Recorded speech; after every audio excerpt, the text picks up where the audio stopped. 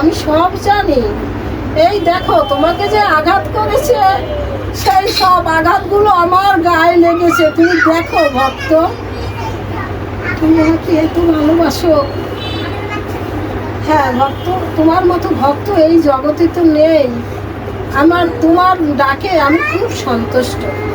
তাই তুমি আজকে আমি তোমাকে খুশি হয়ে কিছু দিতে চাই। তুমি কি নেবে বল ভগবান? তুমি যদি আমাকে দিতে চাও তাহলে তোমার ওই রাধা কৃষ্ণ গোবিন্দ তখন কি করেছেন সেই রাধা কৃষ্ণ যুগল হয়ে ওই ভক্তের কাছে দাঁড়িয়েছেন।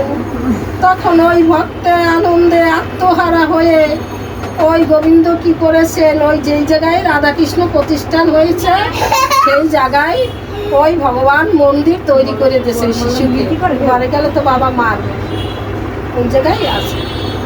তখন ওই শিশু কি করেছেন দেখেন, ভক্তির সাথে বাস্তবের সাথে সময়ের সাথে মিলিয়ে সে হরির নাম করত। তখন ওই ভগবানকে পেয়ে রাধা গোবিন্দর মন্দির তৈরি করার পর সে ওই গান গাইয়ে ভগবানকে ডাকত। এসেছেন প্রাণের ঠাকুর দেখবি যদি আয়, এসেছেন প্রাণের ঠাকুর দেখবি যদি আয়। তারে যে দেখেছে সে মজেছে, তারে যে দেখেছে সে মজেছে, সব শুনেছে যুগল পায়। এসেছেন প্রাণের ঠাকুর দেখবি যদি আয়, এসেছেন প্রাণের ঠাকুর দেখবি যদি আয়। নাই তার মোহনবাসী শুধু আছে মধুর হাসি,